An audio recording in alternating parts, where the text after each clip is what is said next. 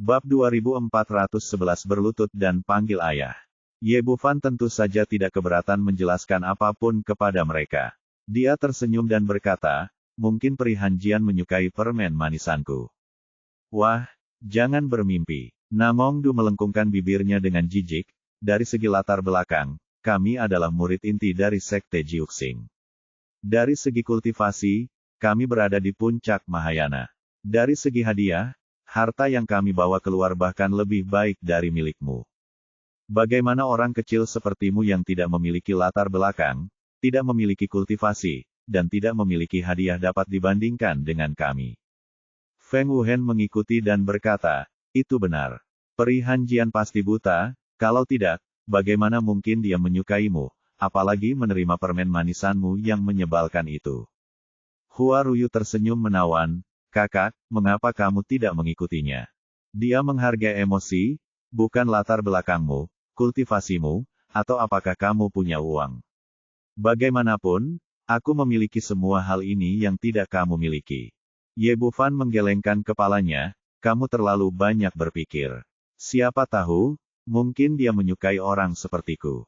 Omong kosong. Namongdu benar-benar marah. Dia merasa bahwa sikap pihak lain itu menginjak-injak martabat murid inti Sekte Bintang 9 miliknya. Wah, hari ini aku akan menaruh ini di sini. Kalau Peri Hanjian menyukaimu, aku akan berlutut dan memanggilmu ayah setiap kali kita bertemu. Feng Wuhen berkata lagi, benar sekali. Kalau kau bisa mendapatkan perhatian dari peri, aku akan berlutut dan memberi hormat padamu setiap kali aku melihatmu. Hua Ruyu terkekeh. Karena mereka berdua sudah mengatakannya, aku juga harus menyampaikan pendapatku. Kalau Peri Hanjian menyukaimu, aku akan menikahkannya denganmu. Ye Bufan terlalu malas untuk memperhatikan ketiga orang ini dan menoleh untuk melihat Xiao Qing bermain game. Dia tidak dapat menahan tawa ketika melihatnya, mengapa kamu mundur? Kamu masih bermain di level pertama. Xiao Qing mengerutkan bibirnya, tidak ada yang bisa kulakukan. Ketiga orang ini merengek dan sangat menyebalkan. Mereka memengaruhi suasana hatiku dan aku tidak dapat tampil dengan baik.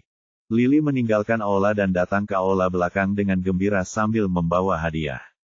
Melihatnya masuk, Li Miaozhen tersenyum dan berkata, bagaimana, apa yang mereka katakan? Beberapa tuan muda telah menunjukkan ketulusan mereka. Lili berkata sambil mengeluarkan pil penangkal racun terlebih dahulu, tetua, lihat, ini adalah pil kelas 8. Sambil berbicara, dia mengulang kata-kata Feng Wuhen. Jika ramuan kelas 8 dibawa ke pelelangan, harganya setidaknya puluhan juta batu roh kelas atas. Tampaknya tuan muda lembah angin ilahi memang tulus. Li Miaozhen mengangguk sambil tersenyum, menoleh dan berkata, King Qiu, bagaimana menurutmu? Seberapa tulus tuan muda ini? Petik 2. Aku tidak menginginkannya. Leng Qingqiu tampak tegas dan bahkan tidak melihat ramuan itu. Li Miaozhen tersenyum tak berdaya dan berkata kepada Lili, ganti ke yang berikutnya. Penatua Agung, ini adalah hadiah dari Tuan Muda Namongdu dari Jijianmen. Kata Lili sambil mengeluarkan pedang bersayap jangkrik. Pedang yang bagus sekali. Pedang yang langka dan bagus. Sebagai tetua agung dari Sekte Pedang Dingin Abadi, Li Miaozhen secara alami adalah seorang ahli dalam penggunaan pedang dan dapat langsung tahu bahwa pedang ini luar biasa. Setipis sayap jangkrik, tetapi cukup tajam untuk menghancurkan rintangan apapun. Pedang yang bagus. Benar-benar pedang yang bagus. Dia memuji pedang itu sambil memegangnya di tangannya. Lili kemudian berkata, Tuan Muda Namong berkata bahwa dia berharap kakak senior Leng akan menyukai pedang ini, dan bahwa mereka berdua dapat menjelajahi dunia bersama-sama dengan pedang di masa depan. Bagus sekali, sangat kreatif. Li Miaozhen memuji lagi, menoleh dan berkata, King Qiu, apa pendapatmu tentang pedang ini? Aku pikir pedang ini sangat cocok untukmu.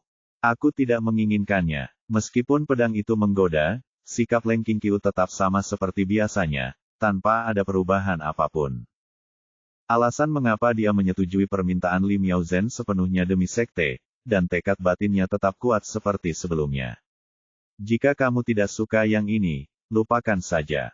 Li Miaozhen berkata lagi, ada lagi. Ya. Lili mengeluarkan kantung itu, ini adalah kantung yang diberikan oleh Hua Gongzi dari Sekte Huajian.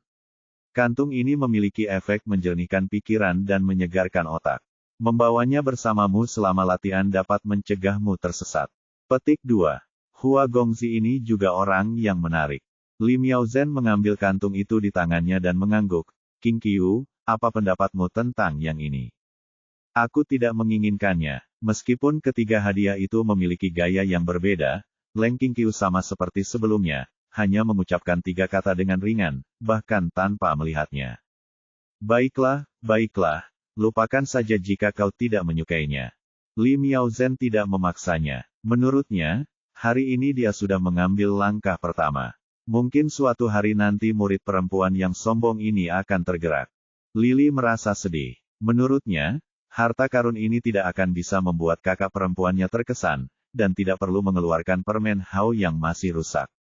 Sambil memikirkan hal itu, dia menjentikkan tangannya dan langsung melemparkan permen Hao-ton ke dalam tong sampah di sebelahnya. Kirim semuanya kembali kepada mereka. Aku tidak menginginkan satu pun dari barang-barang ini. Leng King Qiu awalnya ingin meminta Bai He untuk mengembalikan barang-barang itu, tetapi ketika dia berbalik, dia kebetulan melihat permen Hao beterbangan keluar, dan ekspresinya tiba-tiba berubah. Pada saat ini, kenangan masa lalu muncul di benaknya. Saat dia di bumi, camilan seperti ini adalah favoritnya. Rasanya dingin dan manis, dan Ye Bufan sering membelikannya untuknya. Dia adalah wanita yang sedikit bicara, tetapi hatinya dipenuhi dengan kebahagiaan setiap kali dia makan. Memikirkan hal ini, Leng King Qiu melambaikan tangannya, dan sebuah kekuatan energi yang tak terlihat menarik kembali permen Hao-ton yang hendak jatuh ke tong sampah. Ini benar-benar manisan Hao. Tangannya gemetar seolah-olah dia sedang memegang harta karun langka. Dia yakin bahwa benda ini berasal dari bumi dan sama persis dengan yang dibelikan kekasihnya untuknya. Kemudian dia melihat kata-kata yang terukir pada permen manisan itu, utara jauh, memegang tanganmu, Ye. Itu Xiao Fan. Xiao Fan ada di sini. Pada saat ini, Leng King Qiu yakin bahwa rangkaian permen manisan ini dibuat oleh Ye Bufan. Utara jauh adalah tempat di mana mereka berdua jatuh cinta, dan tidak seorang pun di benua Kunlun mengetahuinya. Untuk sesaat dia begitu gembira hingga dia tidak bisa mengungkapkannya lagi, dan 2 garis air mata kristal mengalir di wajah halusnya. Li Miaozhen dan Bai He di samping mereka benar-benar tercengang dan tidak mengerti apa yang sedang terjadi. Peri pedang dingin ini bahkan tidak melihat ketiga harta karun itu sebelumnya, tetapi sekarang dia begitu bersemangat memegang seuntai permen manisan. Ini sama sekali tidak masuk akal. Leng King Qiu menarik napas dalam-dalam, menahan kegembiraannya, menatap Lili dan bertanya, apakah orang yang mengirim hadiah itu bernama Ye Bufan? Oh, sepertinya nama ini. Lili mengangguk tanpa ekspresi. Dia baru saja datang. Kenapa kau tidak memberitahuku sebelumnya? Aku. Lili terdiam sejenak. Dia tidak bisa mengatakan bahwa pihak lain tidak membantunya. Dia tidak mengerti mengapa kakak perempuannya mengabaikan 3 murid inti dari Sekte Bintang 9, tetapi malah menyukai bocah malang dengan tingkat kultivasi terendah ini. Tidak, dia sudah ada di sini sebelumnya, tapi. Lili ragu-ragu untuk waktu yang lama dan tidak bisa memberikan jawaban yang jelas. Sialan, kau hampir saja merusak acara besarku. Leng King Qiu terlalu malas untuk berbicara omong kosong dengannya. Ia melesat keluar ruangan dan bergegas ke aula. Li Miaozhen dan Lili saling memandang dan mengikutinya. Bab 2412 Reuni. Di dalam aula, merasa bahwa peri pedang dingin mungkin akan segera tiba, Namongdu dan Feng Wuhen terus merapikan pakaian mereka, berusaha keras untuk tampil di hadapan peri dalam kondisi terbaik. Hua Ruyu bahkan lebih berlebihan lagi. Dia menggunakan sihirnya untuk memunculkan cermin setinggi 2 meter. Dia berdiri di depannya dan terus menyesuaikan penampilannya. Dia tampak semenarik mungkin. Hanya Ye Bufan yang duduk di sana, tanpa berbuat banyak. Entah mengapa jantungnya berdebar kencang dan ia merasa gembira, karena mengira akan bertemu dengan orang yang dicarinya. Waktu terus berlalu dalam penantian yang sedikit menegangkan itu, dan tiba-tiba pintu didorong terbuka dengan keras. Lalu muncullah seorang wanita cantik berpakaian putih di depan pintu. Dia mengenakan pakaian putih dan menyandang pedang panjang, dia memiliki temperamen yang mulia, wajah yang anggun, dan 3.000 rambut hitamnya mengalir seperti gelombang air. Wanita yang tampak bak peri itu saat ini tengah memegang seuntai permen Hawthorne merah cerah di tangannya. Leng Qingqiu datang ke pintu. Dia selalu menjadi wanita dengan kepribadian yang dingin, tetapi saat ini hatinya berdebar-debar dan dia tidak tahu bagaimana menggambarkan perasaannya. Ada rasa gugup, harap-harap cemas, kegembiraan, dan kegembiraan. Seolah-olah ada api yang menyala di hatiku saat aku menantikan kedatangan pria itu. Setelah membuka pintu, dia cepat-cepat melihat sekelilingnya dan segera tertarik oleh sosok yang tinggi besar, yang tidak bisa bergerak sedikitpun. Itu dia, itu benar-benar dia. Aku sudah lama mencarinya dan akhirnya menemukannya. Kebahagiaan yang luar biasa mengalir dari lubuk hatinya, membuatnya tertegun sejenak, tidak tahu bagaimana cara menggambarkan perasaannya. Namongdu dan dua orang lainnya terkejut dengan kedatangannya. Dari penampilannya, mereka dapat mengetahui bahwa ini adalah peri pedang dingin yang mereka cari. Penampilan, temperamen, dan kultivasi, ketiganya digabungkan membuatnya layak menjadi peri pedang dingin. Tetapi mengapa dia begitu emosional dan napasnya begitu cepat, dan tampak agak aneh bahwa dia memegang untaian permen manisan di tangannya. Aku mengerti. Secerca inspirasi melintas di benak Namongdu. Peri Hanjian pasti kesal dengan orang ini. Wajar saja jika kita berpikir seperti itu. Siapa yang akan membawa seuntai permen manisan sebagai hadiah untuk pertama kalinya? Ini sungguh penghinaan terhadap peri. Memikirkan hal ini, dia tidak bisa menahan rasa bangga di dalam hatinya. Pedang sayap jangkriknya masih lebih berkelas dan 13 tingkat lebih tinggi. Dengan penuh kebanggaan, dia merapikan pakaiannya, lalu berjalan mendekat dan membungkuk dengan sangat anggun. Saya Namongdu dari Jijianmen, memberi hormat kepada peri. Melihatnya seperti ini, Feng Wuhen yang berada di sebelahnya tiba-tiba menyadari dan mengikutinya, melangkah maju untuk memberi penghormatan. Namaku Feng Wuhen dari Lembah Angin Ilahi, senang bertemu dengan peri. Namaku Huaruyu dari Sekolah Huajian, senang bertemu dengan peri. Ketiganya melangkah maju bersama untuk menyambutnya dan menarik Leng Qingqiu keluar dari lamunannya. Xiao Fan. Dia bahkan tidak melihat ke arah ketiga orang itu, dan dia langsung melemparkan dirinya ke pelukan Ye Bufan, memeluk lehernya erat-erat. Dua garis air mata kristal mengalir tanpa suara, dan dia terus bergumam. Xiao Fan, akhirnya aku menemukanmu. Hebat sekali, akhirnya aku menemukanmu, senang sekali bisa memilikimu. Ye Bufan juga sangat gembira, dan memeluk Leng Qingqiu dalam pelukannya.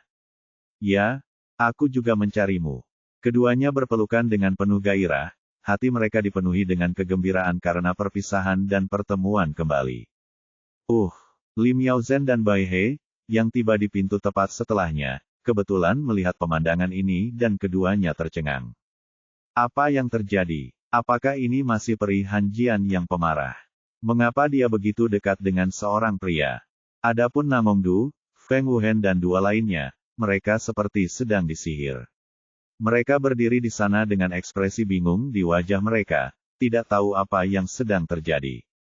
Mereka tidak mengerti mengapa, dengan status dan latar belakangnya, dan hadiah yang sangat berharga yang diberikannya, peri Hanjian bahkan tidak melihatnya, tetapi malah melemparkan dirinya ke pelukan seseorang yang memberinya permen hao. Ini sama sekali tidak masuk akal. Tetapi tak peduli apakah itu masuk akal atau tidak, tak peduli apakah itu dapat dimengerti atau tidak, fakta-faktanya ada di hadapan kita. Jadi bagaimana jika saya tidak memiliki identitas? Jadi bagaimana jika saya tidak memiliki latar belakang? Jadi bagaimana jika kultivasiku lebih rendah dari mereka? Pria itu mendapatkan kecantikan itu dalam sekejap mata, sementara mereka bertiga hanya bisa berdiri terpaku dalam keadaan linglung. Memikirkan kata-kata luhur yang mereka temukan sebelumnya, ekspresi Namongdu dan Feng Wuhen berubah. Kedua orang itu baru saja mengatakannya dengan jelas, jika Ye Bufan bisa mendapatkan hati peri Hanjian, salah satu dari mereka akan bersujud dan memanggilnya ayah, sedangkan yang lain akan berlutut dan memberi hormat. Ketika mereka mengatakan hal itu, mereka merasa bahwa mereka telah menang dan tidak mungkin mereka akan kalah. Tetapi sekarang saya sudah kalah. Apalagi yang dapat saya lakukan? Tentu saja hal itu tidak dapat terpenuhi, jadi kita hanya dapat berlari sekencang-kencangnya. Setelah menyadari hal ini, mereka berdua tidak berani ragu sama sekali. Mereka bergegas keluar ruangan dalam sekejap dan menghilang dalam sekejap mata. Hua Ruyu tersenyum dan menatap Ye Bufan, anak muda, kamu menjadi semakin menarik. Sekarang setelah aku membuat janji sebelumnya, sepertinya aku benar-benar ingin berjanji padamu. Ye Bufan terlalu malas untuk memperhatikan iblis yang sudah mati ini, omong kosong, keluar dari sini. Aku akan pergi dulu dan datang untuk bermain denganmu nanti. Hua Ruyu sama sekali tidak peduli. Dia terkikik lagi dan menghilang dari ruangan. Ye Bufan memeluk Leng Qingqiu seakan-akan sedang memegang harta karun langka, tetapi ada satu hal yang tidak dapat dipahaminya, mengapa dia tidak dapat merasakan kekuatan warisan Istana Raja Naga. Secara logika, Leng Qingqiu juga pernah menerima warisan dari Istana Raja Naga sebelumnya. Sebagai kepala Istana Raja Naga, seharusnya ada kekuatan kontrak antara dia dan Leng Qingqiu, tetapi sekarang dia tidak bisa merasakannya sama sekali. Kalau dipikir-pikir lagi, itu mungkin pengaruh benua Kunlun, atau mungkin ada hubungannya dengan perolehan warisan Hanjian Xianzong oleh pihak lain. Tapi apapun alasannya, itu tidak penting. Yang penting adalah orang itu adalah wanita yang Anda cari. Melihat kedua orang itu berpelukan dengan penuh kasih sayang, ekspresi Lim Yaozhen berubah. Ini jelas bukan hasil yang diinginkannya. Semua murid inti dari sekte besar yang dikaguminya telah pergi, hanya menyisakan bocah malang ini yang tingkat kultivasinya hanya di alam pemurnian kekosongan. Dia terbatuk kering, Qingqiu, siapa pemuda ini? Bisakah kau mengenalkannya padaku? Leng Qingqiu akhirnya tersadar dari kegembiraan reuni itu. Pipinya merona, dan wajahnya yang cantik tampak semakin menawan. Penatua Agung, ini suami yang aku cari, Ye Bufan. Xiao Fan, ini Penatua Li dari Sekte Pedang Dingin Abadi. Oh, halo, Penatua. Ye Bufan melepaskan Leng Qingqiu, melangkah maju untuk menyambutnya, dan masih sangat sopan kepada Lim Yaozhen. Tidak peduli apapun, Sekte Abadi Hanjian menerima wanitanya dan mewariskan seni bela diri yang sangat maju kepadanya. Sudah sepantasnya baginya untuk mengungkapkan rasa terima kasihnya kepada mereka. Jadi, orang yang dicari Qingqiu adalah kamu. Lim Yaozhen menatap Ye Bufan lagi dengan senyum tipis di wajahnya, kamu pemuda yang baik. Jarang sekali bisa berkultivasi sampai ke tingkat ini di dunia sekuler. Dia mengatakannya dengan sangat terampil. Sepertinya dia memuji Ye Bufan, tetapi sebenarnya dia sedang menjelaskan suatu situasi. Artinya, ada kesenjangan yang sangat besar antara dunia sekuler dan negeri dongeng Kunlun. Prestasinya tidak ada apa-apanya dibandingkan dengan Leng Qingqiu saat ini. Ye Bufan meliriknya. Seperti yang dikatakan Si Men Feng, wanita ini sangat pandai merencanakan. Namun dia tidak terlalu peduli, yang penting dia menemukan Leng Qingqiu, tidak peduli apa yang dikatakan orang lain. Penatua Agung, aku sudah menemukan suamiku sekarang, dan aku akan meninggalkan sekte ini di masa depan.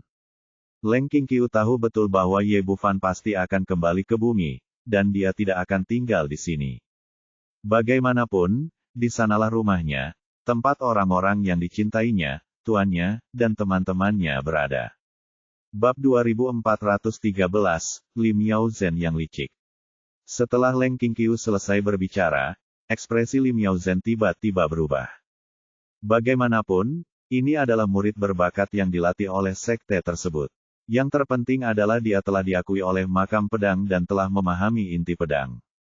Dia telah diakui oleh sekte tersebut sebagai penerus master sekte berikutnya.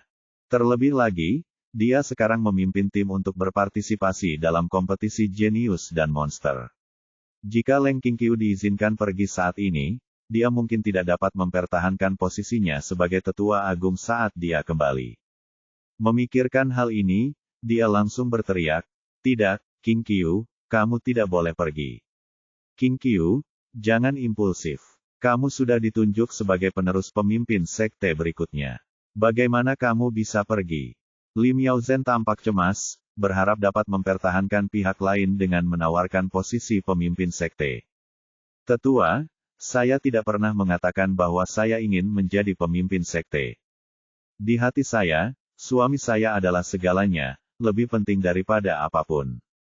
Sekarang setelah saya menemukannya, tentu saja saya harus pergi bersamanya. Ini, Lim Yaozhen tidak menyangka sikapnya begitu tegas, dan dia tidak dapat mengerti mengapa seorang pria biasa lebih penting daripada tahta pemimpin sekte. Tetapi dia juga orang yang cerdas, dan ketika dia melihat bahwa pendekatan ini tidak berhasil, dia segera mengubah strateginya. Qing Qiu, jangan lupa, sekte itulah yang menerimamu saat kau berada di masa tersulit, dan kultivasimu saat ini juga diberikan kepadamu oleh sekte itu. Jika kau tidak bergabung dengan sekte abadi Hanjian, jika kau tidak menjadi begitu terkenal, bagaimana kau bisa menemukan suamimu? Setelah mengatakan ini, Leng Qingqiu terdiam. Memang, semua ini benar. Dia baru saja tiba di benua Kunlun, dan diterima oleh sekte abadi Hanjian saat dia sudah putus asa. Memang karena hubungannya dengan sekte abadi Hanjian, dia bisa bersatu kembali dengan Ye Bufan. Kalau tidak, di mana dia akan menemukan seseorang di negeri dongeng Kunlun yang begitu luas? Setelah menenangkan Leng Qingqiu, Lim Yaozhen menoleh dan menatap Ye Bufan. Tuan, apakah menurutmu aku benar? Bahkan jika Qingqiu ingin pergi, dia harus terlebih dahulu membalas kebaikan sekte, lalu pergi. Apa yang dikatakan tetua itu masuk akal. Qingqiu dan aku akan melakukan yang terbaik untuk membalas kebaikan ini. Ye Bufan mengangguk tanpa ragu. Dia adalah pria yang bersyukur. Sekte abadi Hanjianlah yang menyelamatkan Leng Qingqiu, dan kebaikan ini memang harus dibalas. Hal lain adalah bahwa sekte abadi Hanjian adalah sekte bintang 9 yang asli. Jika kita mencoba merebut penerus pemimpin sekte pihak lain, saya khawatir masalah ini tidak akan berakhir dengan baik. Dengan kekuatannya saat ini, ia tidak mampu melawan sekte bintang 9, jadi ia harus mencari cara yang aman untuk menyelesaikan masalah tersebut. Melihatnya mengatakan ini, wajah Lim Yaozhen langsung tersenyum cerah. Tuan muda memang orang yang bijaksana. Leng Qingqiu berkata, Tetua, bagaimana dengan ini? Aku akan masuk 3 besar dalam kompetisi Monster Genius ini, dan membantu sekte mendapatkan lebih banyak tempat untuk memasuki menara Babel tingkat ke-10, hanya sebagai cara untuk membalas kebaikan sekte. Kata-kata ini diucapkan dengan sangat tegas. Dengan kekuatannya saat ini, dia cukup percaya diri untuk masuk 3 besar. Tentu saja, asalkan kamu bisa masuk 3 besar, aku akan segera memohon kepada ketua sekte agar mengizinkanmu dan tuan muda ini meninggalkan sekte Hanjian abadi. Setelah mendengar apa yang dikatakan Lim Yaozhen, Ye Bufan melengkungkan sudut mulutnya dan menyeringai. Tampaknya tetua agung itu setuju dengan sangat mudah, tetapi sebenarnya dia tidak mengatakan apa-apa dan tidak berjanji apakah Leng Qingqiu boleh pergi. Sebaliknya, dia langsung menyalahkan pemimpin sekte. Seperti yang dikatakan Si Men Feng, ini adalah wanita yang sangat licik. Leng Qingqiu berbalik dan bertanya, apakah tidak apa-apa? Ye Bufan mengangguk, tentu saja.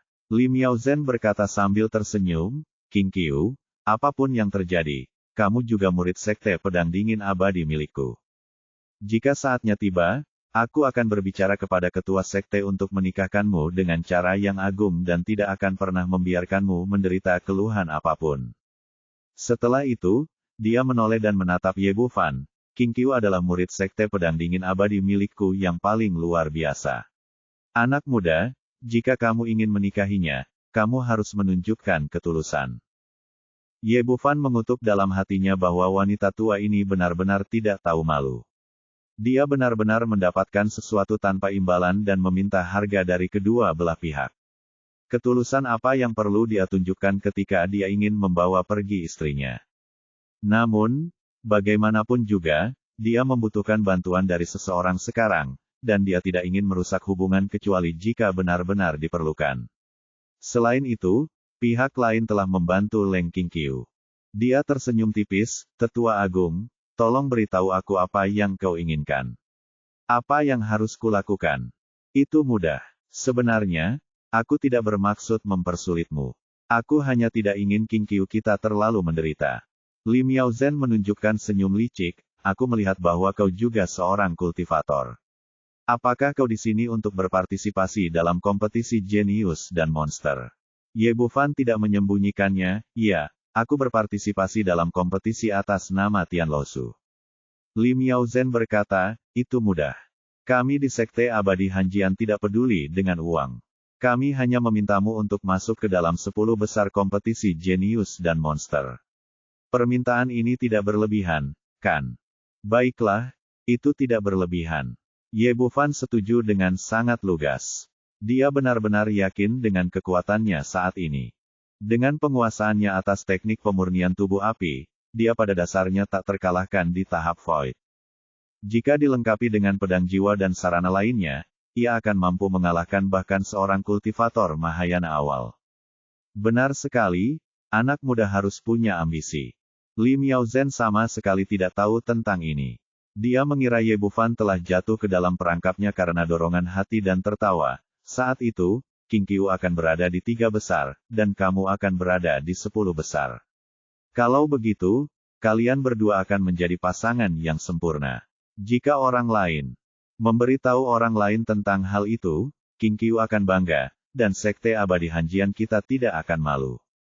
Leng King Qiu tidak menyela sampai sekarang, tetapi sekarang ekspresinya berubah drastis.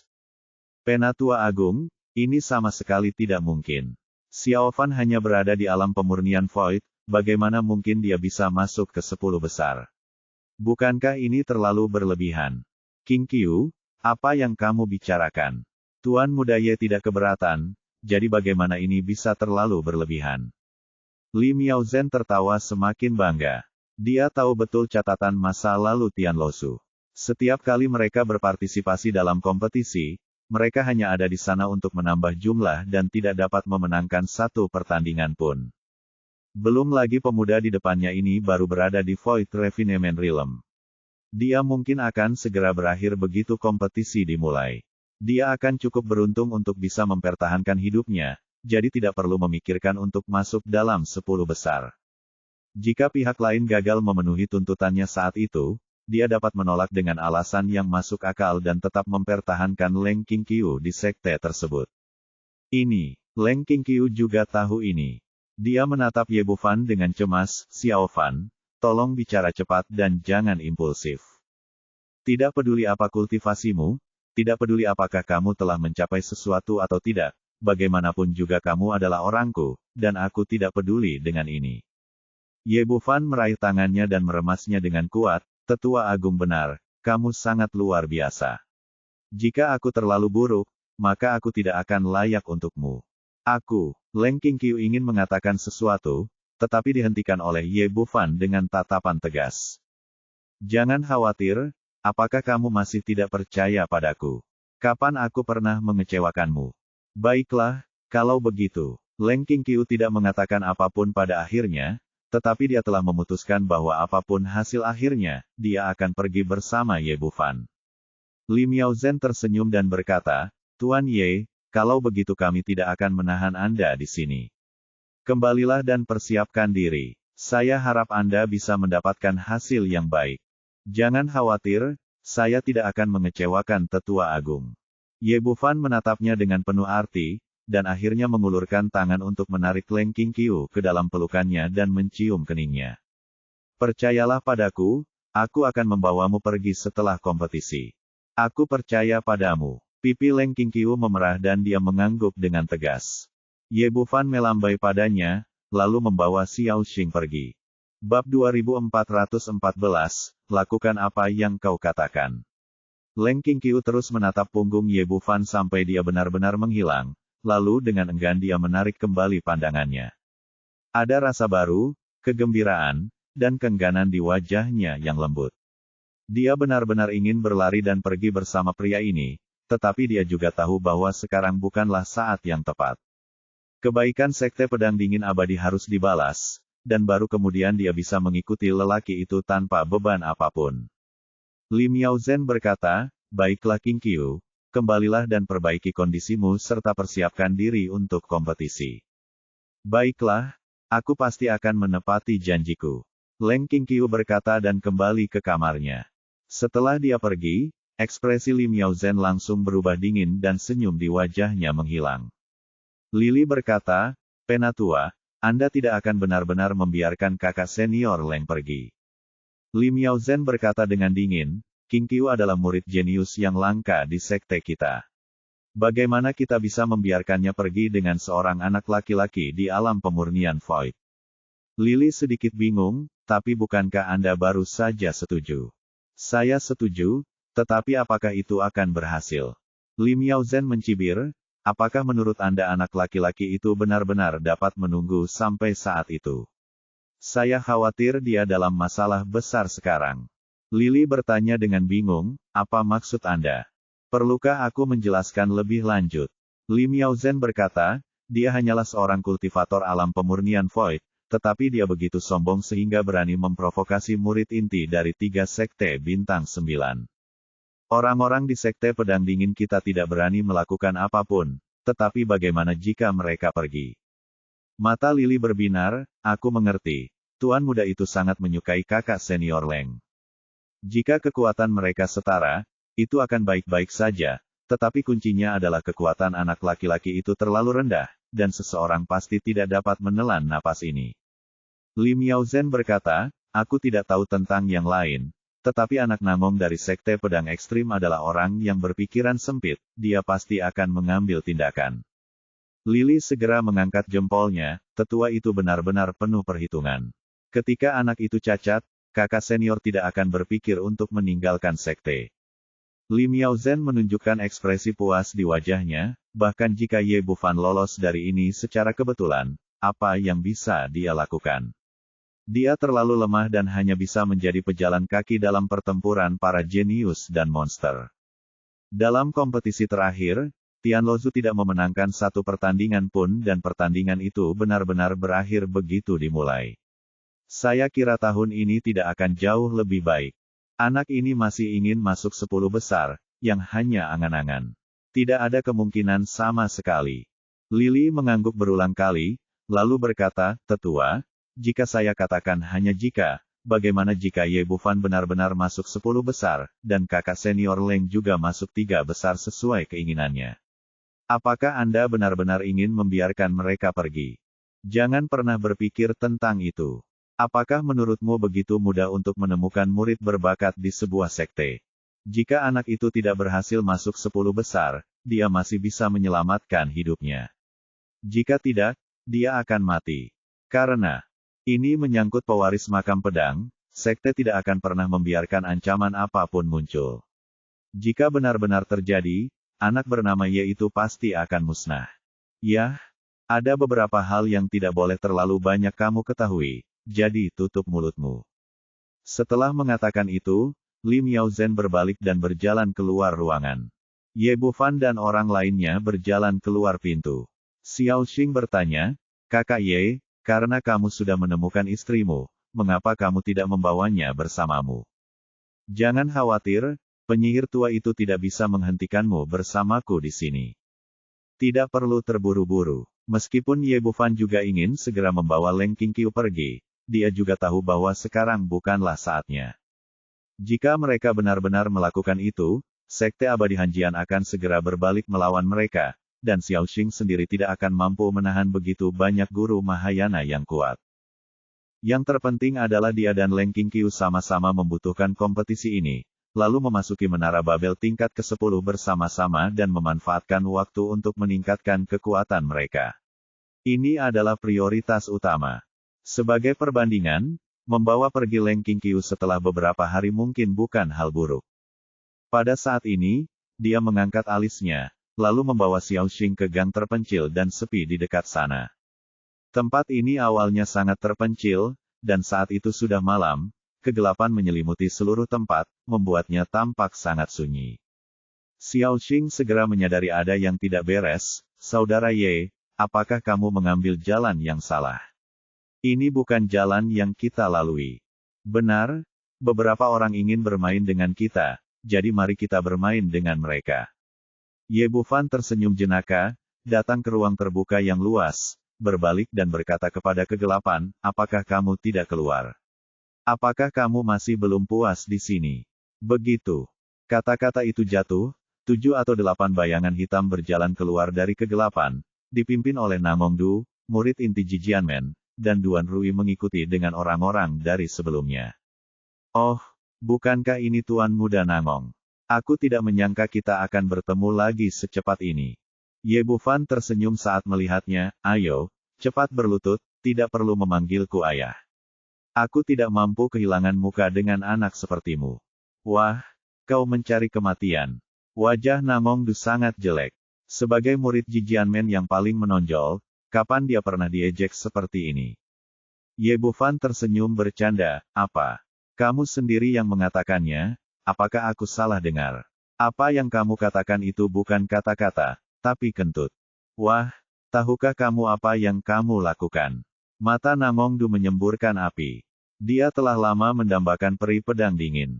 Hari ini dia menginvestasikan banyak uang, membawa begitu banyak orang ke sini, dan membuat persiapan yang cukup. Dia bisa saja kalah dari orang lain, entah itu Feng Wuhen atau Hua Ruyu, tetapi pada akhirnya dia kalah dari seekor semut yang hanya berada di alam pemurnian kekosongan.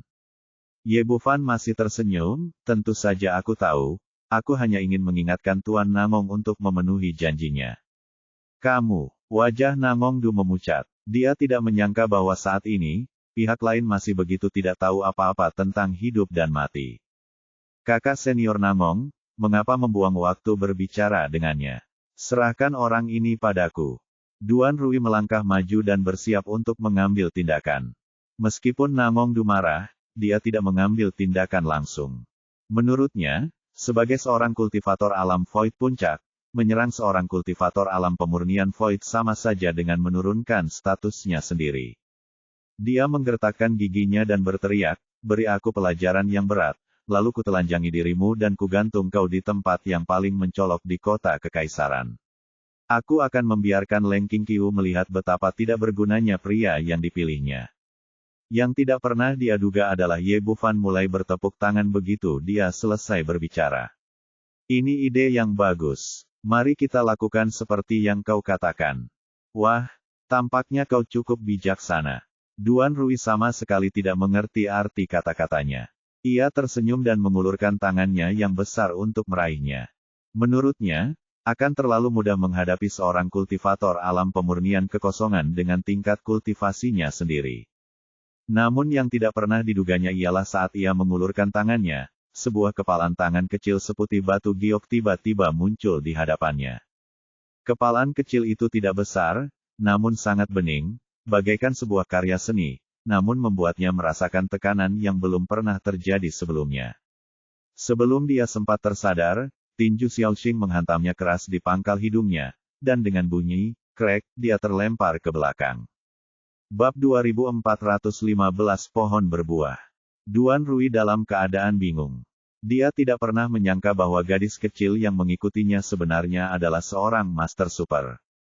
Biasanya, dengan ki sejati pelindung tubuh Dongsu tingkat menengahnya, pertahanannya sangat kuat dan orang biasa tidak dapat menembusnya. Namun, di depannya, dia lebih rapuh daripada kulit telur. Satu pukulan darinya langsung menghancurkannya menjadi berkeping-keping, dan ribuan bunga persik bermekaran. Yang paling menyedihkan adalah ini bukanlah akhir. Xiaoxing tidak berniat untuk berhenti. Sebelum tubuhnya menyentuh tanah, tinju kecil lainnya telah muncul di depannya. Bang! Duan Rui terbanting ke tanah oleh sebuah pukulan, lalu sebuah kaki menginjak dadanya dengan kekuatan yang begitu dahsyat hingga langsung menancapkannya ke tanah. Tinju Xiaoxing menghujani dirinya, meninggalkan dia dengan mata lebam dan wajah bengkak, menangis memanggil orang tuanya. Baru pada saat inilah orang-orang Jijianmen tersadar.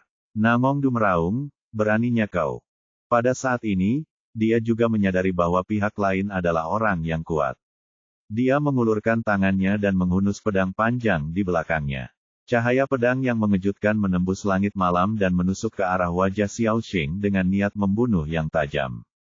Jijianmen, seperti namanya, adalah sekte bintang 9 yang mempraktikkan ilmu pedang. Sebagai murid inti sekte tersebut, Namong Du juga memiliki pencapaian mendalam dalam ilmu pedang. Pedangnya cepat dan ganas, dengan momentum untuk menembus pelangi. Menurutnya, meskipun pedangnya tidak dapat melukai gadis kecil di depannya, setidaknya ia dapat memukul mundur gadis itu dan menyelamatkan rekan seperguruannya.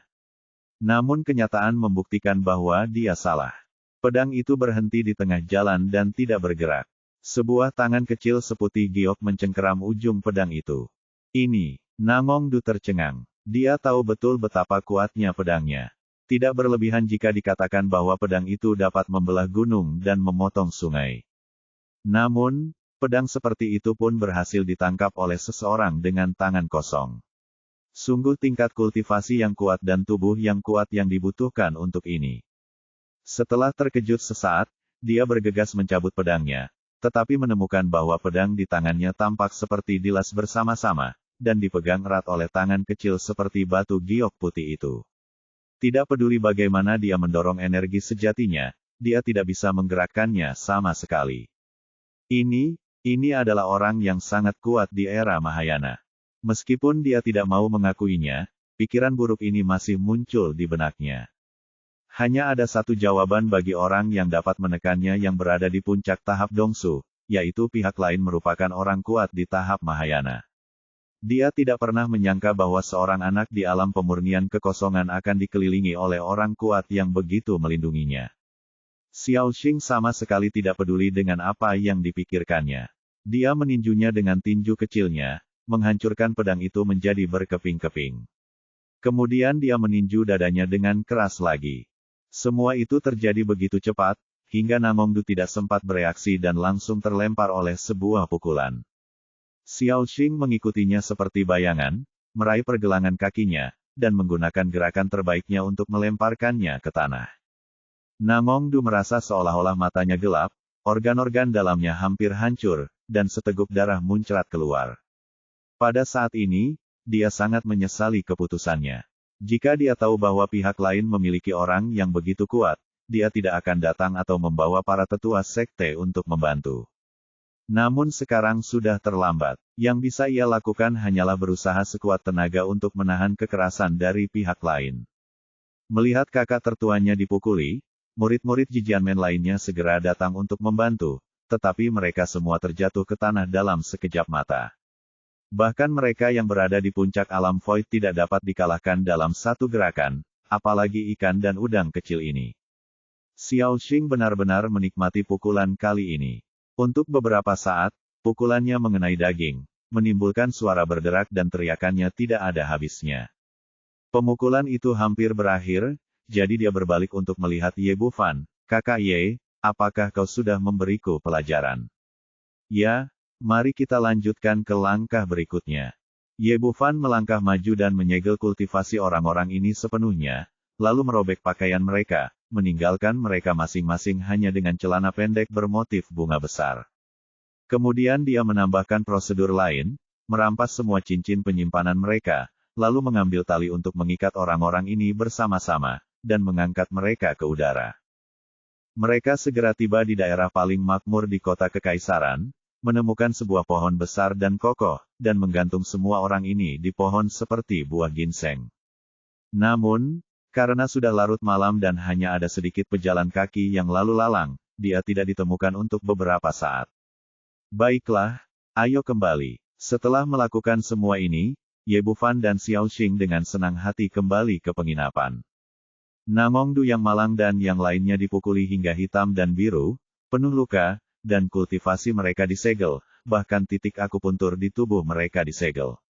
Mereka digantung di sana satu demi satu, berteriak ke langit dan bumi meminta pertolongan, tetapi tidak ada seorang pun yang menjawab. Sebagai murid Jijianmen, mereka belum pernah mengalami ketidakadilan seperti itu sebelumnya. Mereka sangat marah saat itu, tetapi tidak ada yang bisa mereka lakukan. Mereka hanya bisa menunggu untuk ditemukan. Mereka akhirnya menunggu hingga fajar, ketika semakin banyak orang muncul di jalan. Akhirnya, seorang anak berusia 5 atau 6 tahun melihat mereka. Oh, Bu, ada buah di pohon itu. Mereka tampak seperti manusia dan memakai celana pendek bermotif bunga. Teriakan anak itu langsung menarik perhatian semua orang. Semakin banyak orang berkumpul dan melihat orang-orang di pohon itu seolah-olah mereka adalah monyet. Namongdu selalu mementingkan wajahnya sendiri. Menghadapi tatapan mengejek dan mengejek dari orang banyak, dia ingin segera membenamkan kepalanya di selangkangannya. Tetapi sekarang ia diikat begitu erat, seperti pangsit beras, sehingga mustahil baginya untuk bergerak sama sekali.